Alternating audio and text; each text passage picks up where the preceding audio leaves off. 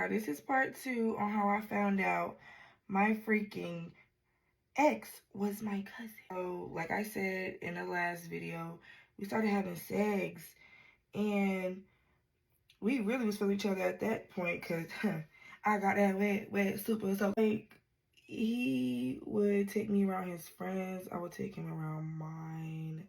Mind y'all, we never, like, we didn't want to, like, we're not the type of people that's going, straight up bring somebody to meet our family. So, yeah, we just kicking it and vibing it.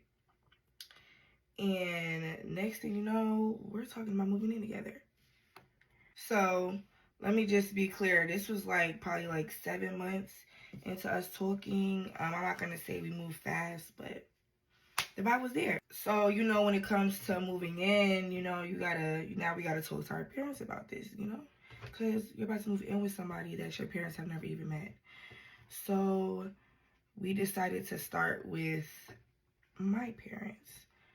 So, we go to my parents' house, and I introduced them to him, and they're saying, "Hey, you look mighty familiar." They're trying to ask him little questions like, "Oh, who's your mom?" and this, that, and the third. And we're not really thinking nothing of it. He's answering the questions, stuff like that. And then they was like, "What's your last name?" He told him his last name.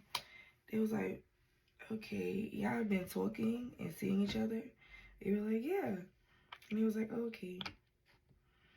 So we ended up like, after that, we went into the guest room of my parents' house, and we were just talking about the interaction because it seemed kind of weird. It seemed off. And we wanted to know, like, yo, why? Like, it was just the questions. Like, the vibe. And after he was telling them stuff, they were just acting weird. I don't think this video is running too long, so come back for part 3 ASAP.